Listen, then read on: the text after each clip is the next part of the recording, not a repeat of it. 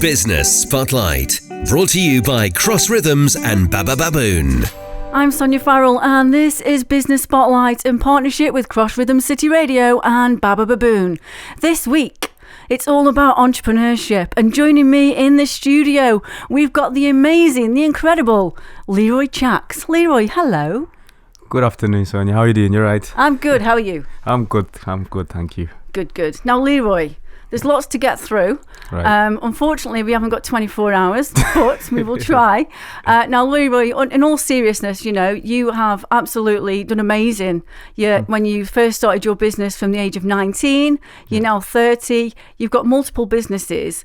Yeah. But let's just go back in time a little bit, because a little birdie tells me that you went into football before you went into business. Yeah, so growing up, football is what kept me disciplined and kept me away from trouble, and that was what I wanted to do, really. But you know, with the pressure of parents, they'd be like, oh, if you get injured, if this happens, what's going to happen in your career? You need to sort something out. So that's when I was in the middle, and my friends would be like, you need to pick one thing. Just pick one thing. So during that time, that's when I went to university. At the same time, I was learning to cut hair. I would go and hang around in the barber shop, and my barber, Delray from City Barbers, it's now Stoke Barbers, he used to be like, if you learn this trade, you'll be good for life. You can go anywhere in the world, you don't need to speak the language, everything is just simple as hair. Just take your tools. So when he said that, my brain just clicked in. Then I thought, you know what, this makes sense. If I learn this, I think I'll be good, because then I can create what I actually want to enjoy and do. But this will be like a what can I say, the foundation, the start of a platform to say, now I can do what I enjoy doing. And so 19 then, you know, or just after 19, when you opened your first barbershop in Stoke-on-Trent, yeah. Do you remember that day? Do you remember how that felt? Do you know what it is? Because I was doing a lot of mobile haircuts in the beginning. So when we found a venue, one of the guys had a venue for me in Hanley, and it's upstairs in the building by Barclays Bank. And from there, that moment, it's like, this is happening. But it didn't sink in. Nothing ever sinks in, you know. I just think like, oh, okay, this is the next stage. Let me just get started. And because a lot of people were coming to me, and I'll be busy like by 11 a.m., 10 a.m., I'll have like 20 people waiting. I was thinking, this is crazy. But then I'll just have fun with it, because we're just catching banter and I'm just cutting hair. Yeah. So it didn't feel that way. So from there, not only have you got one barbershop in Stoke-on-Trent, yeah, you've now got 3, is that right? That's correct, yeah. So where are the other 2? So we've got one in Burslem, we've got one in Coalbridge, which is the main headquarters. That's like one of the biggest we've had, and then I've opened one in Longton as well. Right, and then you mentioned there, you know, having fun. Yeah. Obviously, you do what you do. It's a skill. Yes. Barbering is a skill. But you do what you do, but you have fun. So do you agree? Are you a bit like me? Do you agree that business can be fun? Yeah, of course, yes. Well, it's fun and challenging at the same time. It's more stressful, but yeah, it is fun in the, like, when I get the customers who come to me, like, we create a vibe and energy, so it's vibrant. So we have a lot of banter, talk about everything from like life situations to football, banter. So all of that alone just makes your day, and your day just goes quick. So it doesn't feel like work at the same time. And it was quite interesting what you mentioned as well from, I'll say, a mentor really, who sort of said, you know, why don't you try this and go into the trade in all seriousness? Yeah. Because if you learn this, you can go anywhere. Of course, yeah. And has it taken you further afield, the barbering? Oh yeah, 100%. It's opened so many doors, because from someone sitting in your chair, you don't know what they do. So when you have a conversation with them, it's like, wow, so you do this, you do this. I'm cutting everyone, like every single job you can think of. But then at the same time, it took me to like international stuff. So I've worked abroad, worked in Dubai, Portugal, France. So it's like I can go any country with my tools, and I can start work anytime, and it won't take me long. So with your tools again, and just saying that, you know, that skill, how hard was it, or how easy was it for you actually to learn? You know, the first time, he must have said to me, if you're serious, you need to buy your tools, right? And I was like, if I buy my tools, how am I going to get good? Because I don't even know how to hold them. And then my first clipper, I remember when I held my first clipper, it was heavy, it was big. And I was like, how do you cut with this? And he's like, no, trust me, you'll be good. Trust me, you'll be good. And he kept telling me, like, you'll be good, believe in yourself. And from there, like, he was a very good mentor. Yeah. So he just opened doors for me. So yeah. So you've got a lot of happy memories and a lot of respect. Oof. You know what? A lot of happy memories and nightmares. Nightmares as well. Some of the people, in the beginning, they suffered. They went through a lot, Yeah. In the beginning was challenging stuff, But you stuck with it. We mentioned, you've got 3 barbers now in Stoke-on-Trent as well. And I believe, apart from that, you've also got an academy. Yeah, so like towards last year, we started up I was working with a lady called Sandra, and she's always been interested in like the teaching side of things. So we opened an academy upstairs in the shop, and it's called Unique Hair Academy, and she covers a lot from Afro hair, extensions, Brazilian blow dry. She's very talented.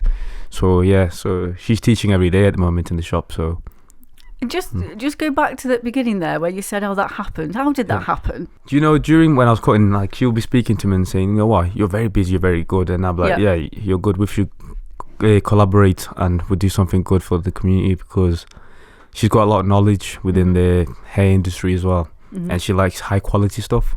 So I thought it made sense if we combine, and as I push hard, she pushes hard. We can create something good for the next generation. And where's the academy? It's upstairs in Waterloo Road, Goldbreach. And how many is that for all ages, or is it for young people? Yes, so it's from young to it's any age, because she's getting different customers coming from like experienced and beginners.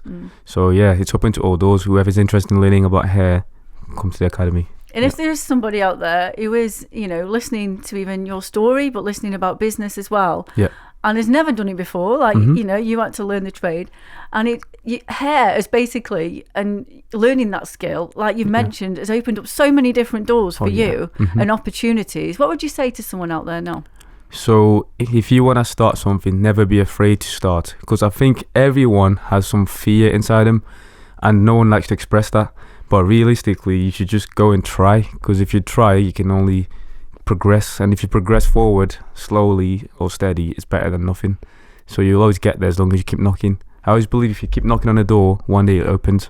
One day it opens, and then more doors might open. Exactly that, And in the community as well, Leeroy, you've mentioned there, obviously, with the academy work that you do, and you're working with there, and it's quite important, from what I'm getting from yourself, to support the community and to give back. So what else do you do through the barbering where you do give back to Stoke-on-Trent? So we do work. Open the door in all barbershops for the homeless people in Stoke-on-Trent or anywhere else. If they want to come in at any time, we're open. They can walk in. And it's so crazy right now. Like sometimes I'll be walking around now in Handley or anyway, and the homeless guy's like, Leeroy, yes, Chax. I'm like, huh? You reckon? So it's like, it's making an impact on them now. Like, so like, I like them to come in our environment, meet other vibrant people doing well in life, and then just surround themselves with that energy. So that should trigger them to say, you know what? I'm not far off. I'm one decision away from changing my life. So by coming in, having a haircut, they can see other people, just have a conversation and just realize you're not alone. Like, because it can happen to anyone. That's what I always believe. Even me, I always think, if that happened to me now, what would I do? So if I could help these guys, I'm in a better position. Why can't I just help them? I'm not losing anything, but it's just supporting what's around us. And that's just triggered something there, Leeroy. One thing, I've always said, and I work with a charity which helps to prevent homelessness as well. And one of the things I always say is everybody's human. Of course. Everybody is human, and everybody can have an opportunity. And like you've mentioned there, you could be. Do you know yet, or has anybody actually gone on who's come in who's been homeless? Do you know if anybody has gone and moved on yet with their lives, or don't you know? A lot of them, right? They're very unpredictable. So they'll come in and they'll say, I'm going to go do this, and then you won't see them for a while, and they'll come back again. So I don't know like the story of him after, because they never have a phone.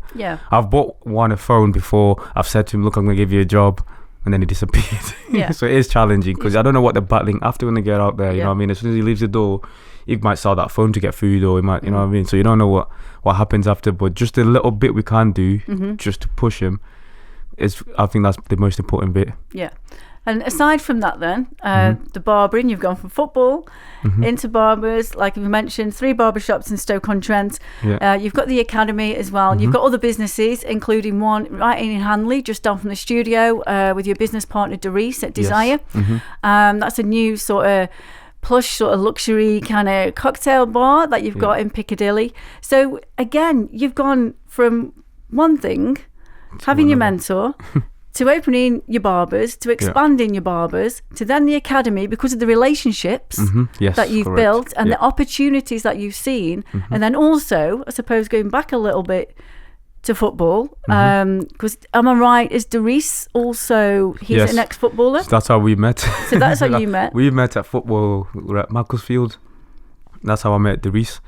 And he'll tell you the story, like, I was like, so where are you from then? You're from Wolverhampton and you're here. What's your Facebook? And these times we're using Facebook, and he's like, I think I'm moving to Stoke-on-Trent.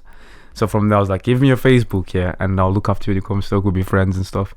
And then from there we just kept meeting up when he comes down, and then we just became close. And ever since we've been very good friends. And now, like you say, you're business partners, business partner with desire. So all those different things, and we're in Stoke-on-Trent. We hear multiple times negativity, which I don't agree with myself either. So how do you see the opportunities with what you've done yourself within Stoke-on-Trent, whether it's for entrepreneurs, budding entrepreneurs, business people now, or people going into business? What do you see are the opportunities for Stoke-on-Trent now and in going forward? Well, I can start off by saying for every negative, there's always a positive. So it doesn't matter what city you're in. There's always going to be people saying, oh, but this is that, problems, always thinking negatively. But then if you look on the other side of positiveness, you're going to see light. In Stoke-on-Trent, for example, there's a lot of buildings that are empty. These are opportunities to be creating something now. Right, what else can we do? There's land, there's like car parks and stuff like that. Why we're not using them? And even speak to the council, where the council should be like, if we own these buildings and this land, why can't we give it maybe 6 months or a year for free, but you have a contract for 5 years, but then they're going to support the business to start? Because some of these buildings are just run down empty, they're not bringing anything. Whereas if it's actually creating something longevity wise, it's going to give opportunity to more people, more employment, more jobs, and the city will be more vibrant. But I think some of these things are just so behind in the city, we're catching up, and people are not really looking at the bigger picture. So sometimes you have to sacrifice in life, sacrifice a little bit for the bigger thing, bigger results. And is there anything that you can perceive what you're not involved in at the moment, but potentially you don't have to go into too much if you don't want to share right now, but is there anything potentially that you would maybe like to get involved in to help to make change? If they gave me a seat on the checks, do you know what it is? At the moment I'm working on something already, but I can't say until it's actually done. But I always believe in creating. I don't know why. I think that's maybe a gift where I have, just creating. So sometimes I look at things and I'm like, oh, we can do this. Someone else can have it. So it's like, if who's in Stoke, I don't know who's the person who makes the decisions to say, right, what do we need in the city? If they have to have a panel, and then we can bring in some of the youngsters who are actually like thinking ahead, or people of like, because a lot of people from Stoke, they've worked in London, they've worked in Dubai, they've travelled around the world. If we can create a panel where we bring people who've been around different areas and say, look, can we come back here, and what ideas do you think for our city, what would you like? I think we'd get different answers from each person, where we can then start something evolving a bit. Because Stoke is central, and people always talk about before, oh, Stoke used to be this, used to be that. But I don't get how we just went straight down. We're in between Manchester, Birmingham, Leicester, Nottingham. We're central to everyone. The only good thing I've seen is when we went in the Premier League, and that was like a good sign to say, right, we're going to start bringing people in. Stoke City were bringing in like 20, 30,000 in the ground. It's full of people out. So now if we haven't got that, is the town like Bet365, big corporate business, that's 2,000-3,000 people working there. Imagine if they're in the town centre. Like, how busy is that going to be footfall for everyone else on their break time?